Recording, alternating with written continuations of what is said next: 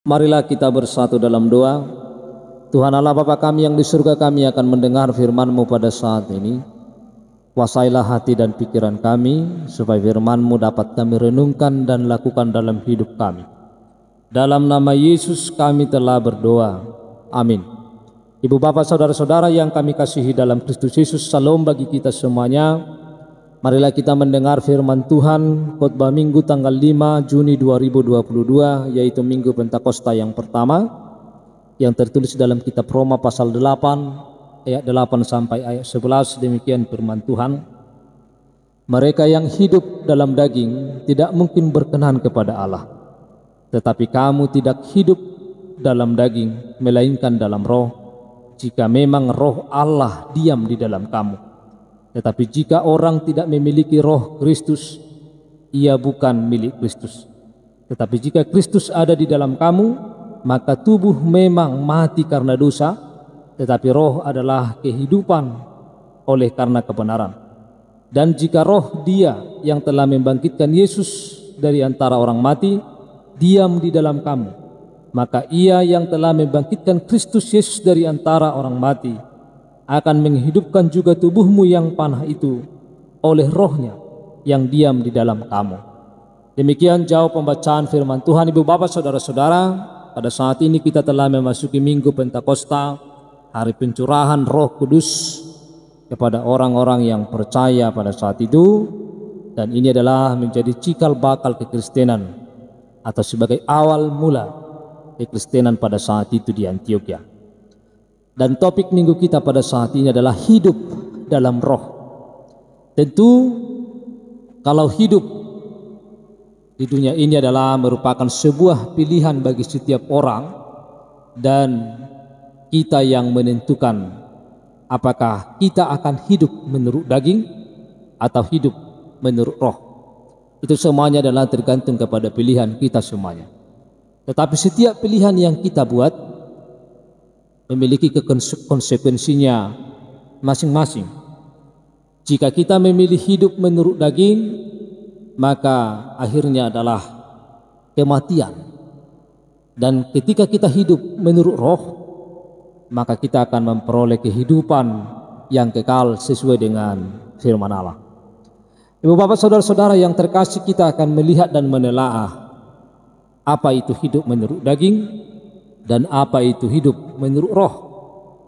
Yang pertama, kita akan lihat apa itu hidup menurut daging.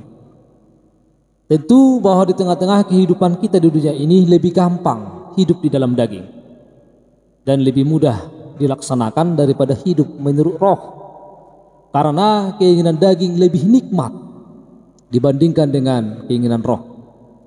Manusia juga masih hidup dalam daging, dan masih banyak godaan dan cobaan yang kita lihat di tengah-tengah dunia ini dan kita rasakan menurut daging. Dan tabiat-tabiat daging atau dosa sudah ada di dalam diri manusia, sehingga hal itu yang menyebabkan orang percaya sulit untuk hidup menurut keinginan roh Allah. Bapak ibu saudara-saudara, hidup menurut daging berarti memikirkan atau mencari hal-hal yang dari daging. Dalam Roma pasal 8 ayat 5 dikatakan, sebab mereka yang hidup menurut daging memikirkan hal-hal yang dari daging. Mereka yang hidup menurut roh memikirkan hal-hal yang dari roh. Oleh karena itu bahwa orang yang hidup dalam daging, yang dipikirkannya adalah hal-hal duniawi, hal-hal kedagingan. Misalnya materi, jabatan, kekayaan, kekuasaan, dan masih banyak lagi. Di dalam Galatia 5 ayat 19 sampai 21 dikatakan bahwa keinginan daging adalah percabulan, kecemaran, hawa nafsu, penyembahan berhala, roh pemecah, kedengkian, kemabukan, pesta pora, sihir, perseteruan, perselisihan, iri hati, amarah, kepentingan diri sendiri, pencideraan. Semuanya keinginan daging ini mengarah kepada maut dan kematian yang bersifat kekal.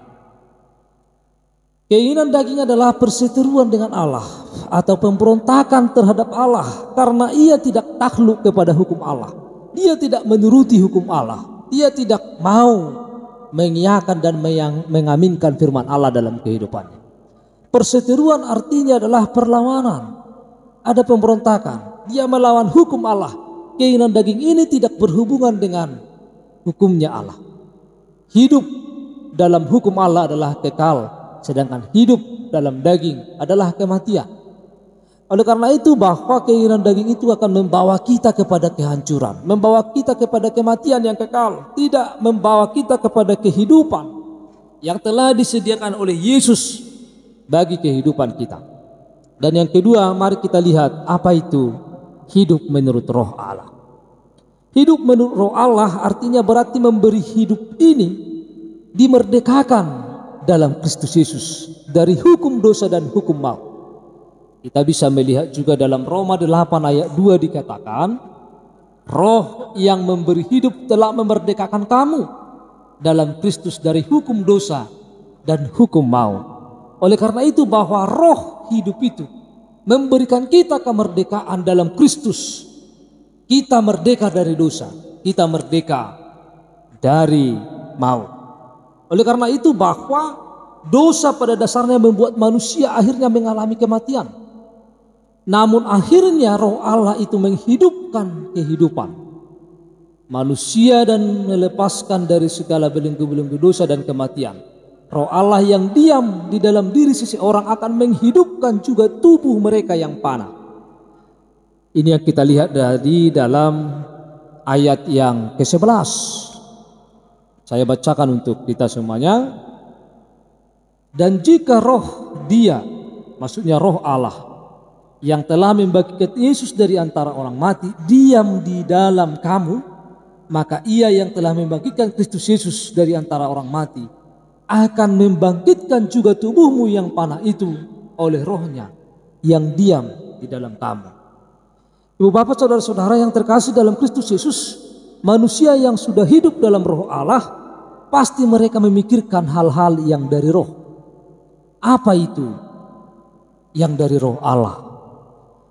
Yang dari roh Allah itu adalah dia memikirkan tentang dari roh itu. Kasih, sukacita, damai sejahtera, kesabaran, kemurahan, kebaikan, kesetiaan, kelemah lembutan, dan penguasaan diri. Ini tertulis dalam Galatia 5 ayat 22 sampai 26. Keinginan-keinginan yang muncul di dalam diri seseorang yang mengalami roh Allah adalah hidup dan damai sejahtera. Oleh karena itu roh Kristus merupakan salah satu bukti mereka milik Kristus. Jika orang tidak memiliki roh Kristus, maka ia bukan milik Kristus yang nyata. Jika seseorang ingin hidup menurut roh lebih lagi, maka mereka harus mematikan perbuatan-perbuatan daging, mematikan perbuatan dosa dari kehidupannya sehari-hari.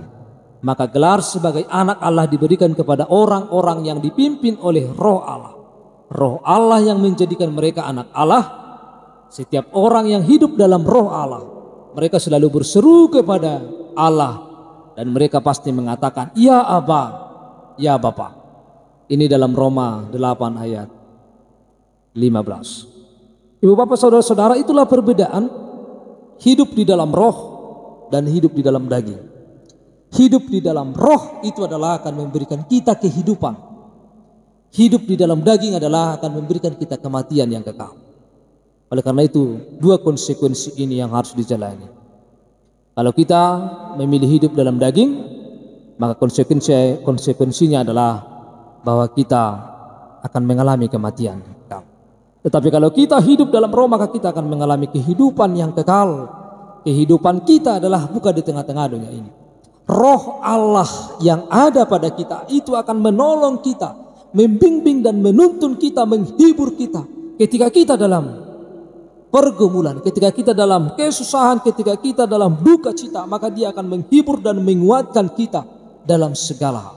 Oleh karena itu bahwa roh Allah adalah sebagai napas rohani kita untuk tetap hidup di dalam firman Tuhan.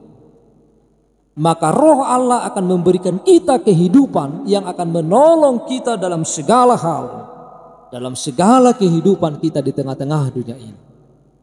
Oleh karena itu mari kita lepaskan perbuatan-perbuatan daging yang bertentangan dengan Allah. Tetapi mari kita melihat, memikirkan hal-hal yang datangnya dari roh. Yang datang dari roh itu adalah sudah dikatakan tadi, yaitu buah-buah roh. Bagaimana kita harus hidup di sana. Roh Kudus yang turun ke atas orang yang percaya, itu yang akan membimbing dan menolong, mengajari, mendidik setiap orang yang percaya bagaimana dia harus hidup untuk memberikan kehidupan di tengah-tengah dunia ini. Oleh karena itu, Bapak saudara-saudara, melalui pencurahan Roh Kudus, bahwa kita tidak sendiri. Tuhan tidak membiarkan kita yatim. Tuhan tidak membiarkan kita untuk melakukan segala sesuatu dengan sendiri. Tetapi ada Roh Allah yang senantiasa menolong dan menuntun kita. Di dalam pergumulan Tuhan akan menguatkan kita. Di dalam duka cita Tuhan akan menghibur kita. Di dalam setiap pekerjaan yang begitu sulit kita lakukan, bahwa ada Roh Allah, ada Roh Kudus yang selalu memberikan kita kekuatan dan menolong kita untuk melakukan yang terbaik bagi Tuhan. Oleh sebab itu, biarlah kita mencari kehidupan yang kekal, yaitu hidup di dalam Roh Allah. Roh Allah itu akan menghidupkan rohani kita, menghidupkan semangat kita, menghidupkan kehidupan kita yang lebih baik, menghidupkan rohani kita dalam kehidupan kita. Amin, kita berdoa. Tuhan Allah Bapa kami yang di surga, kami telah mendengar firman-Mu. Biarlah kuasa Roh Kudus-Mu yang akan menghidupkan rohani kami. Dan berkati kami semua, setiap orang yang telah mendengar firman-Mu pada saat ini dimanapun kami berada.